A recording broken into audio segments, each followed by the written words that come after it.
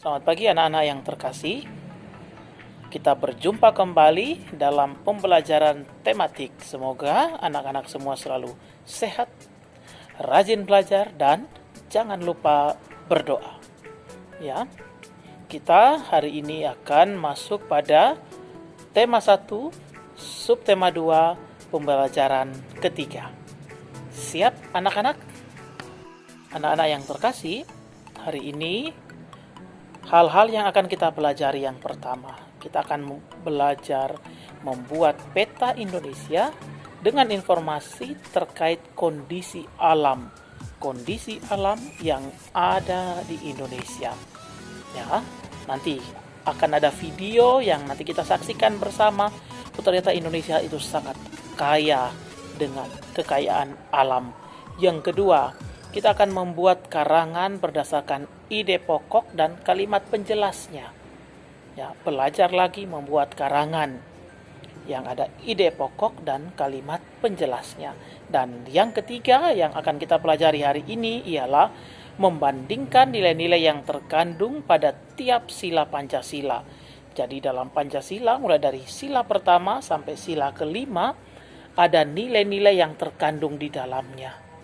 Nilai-nilai ini yang menjadi warisan luhur, warisan nenek moyang kita yang perlu kita hidupi sampai saat ini.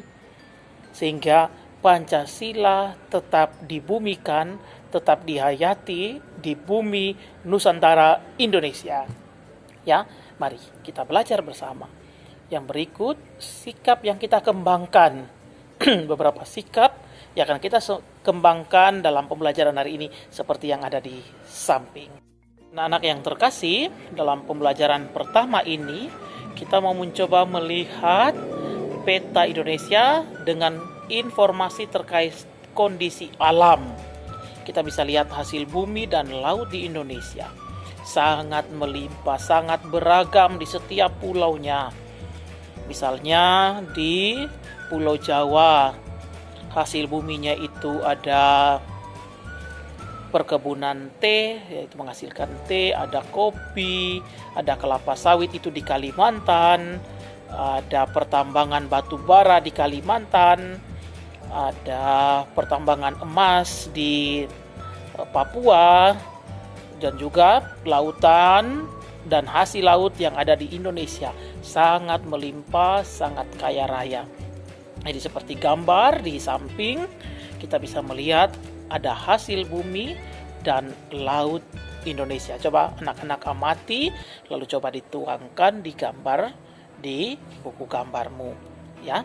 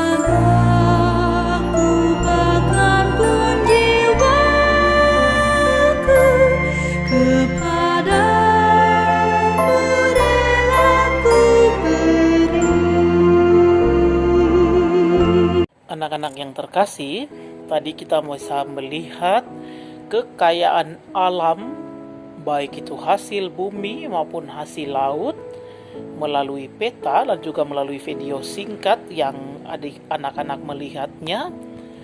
Kita bisa mengetahui bahwa Indonesia itu luas sekali dan begitu kaya raya. Ya, Indonesia yang terdiri atas ribuan pulau, ratusan suku dan bahasa, begitu luas, begitu kaya raya. Maka kita butuh yang namanya kerukunan, teristimewa kerukunan antar umat beragama. Karena di Indonesia ada 6 agama yang diakui: Islam, Katolik, Kristen Protestan, Hindu, Buddha, dan Konghucu.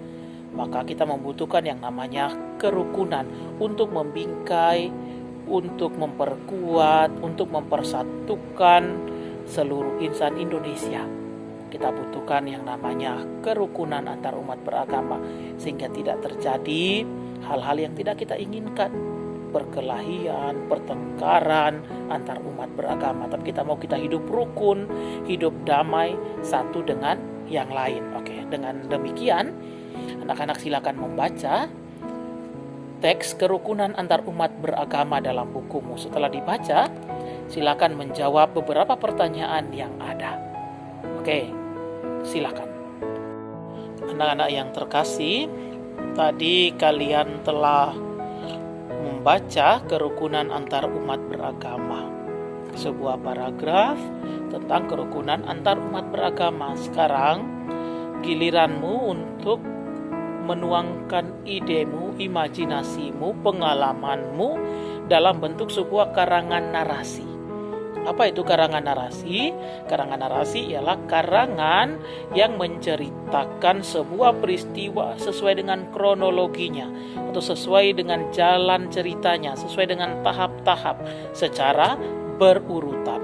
Jadi mulai dari awal sampai akhir menjadi satu kesatuan yang utuh, tidak terpisah-pisah, tapi runtut bertahap dari awal hingga akhir. Nah, kalian diminta untuk mencoba membuat sebuah karangan narasi yang berjudul Persahabatan Antar Umat Beragama. Mungkin kamu mempunyai pengalaman bersahabat dengan teman yang berbeda agama.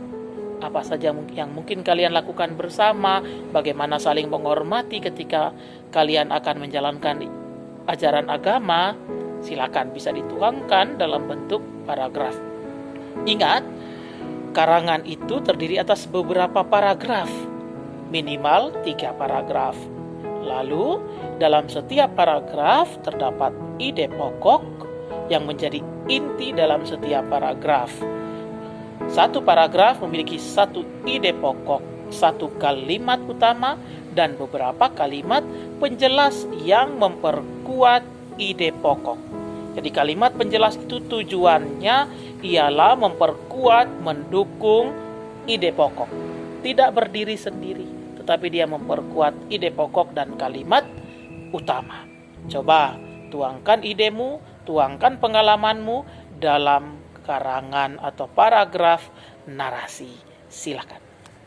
Anak-anakku yang terkasih, tadi kita telah belajar untuk bagaimana mengungkapkan pengalaman kita dalam bentuk karangan narasi. Sekarang dalam pembelajaran PPKN, kita diajak untuk menggali lebih dalam tentang nilai-nilai luhur Pancasila. Nilai-nilai luhur yang terkandung dalam tiap sila Pancasila.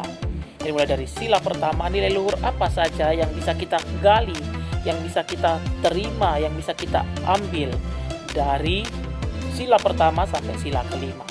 Coba diskusikan bersama orang tuamu di rumah nilai-nilai luhur yang terkandung dalam tiap-tiap Pancasila mulai dari sila pertama sampai sila kelima.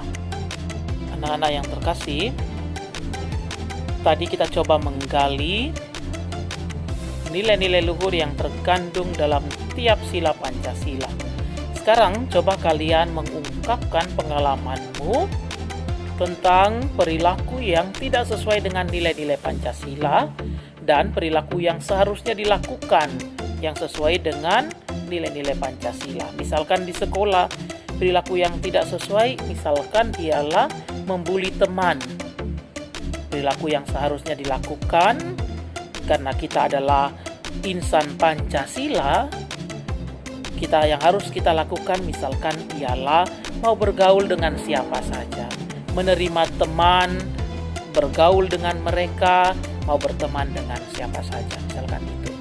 Lalu di rumah dan di lingkungan masyarakat, apa yang kita lakukan sesuai dengan nilai-nilai Pancasila, dan apa yang kita lihat bahwa yang dilakukan itu tidak sesuai dengan nilai-nilai Pancasila. Anak yang terkasih, demikian pembelajaran kita hari ini. Banyak hal yang telah kita pelajari bersama. Semoga apa yang kita pelajari ini bermanfaat bagi hidup kita dan juga bagi orang-orang yang ada di sekitar kita. Sampai jumpa dan terima kasih banyak untuk kebersamaannya. Thank you.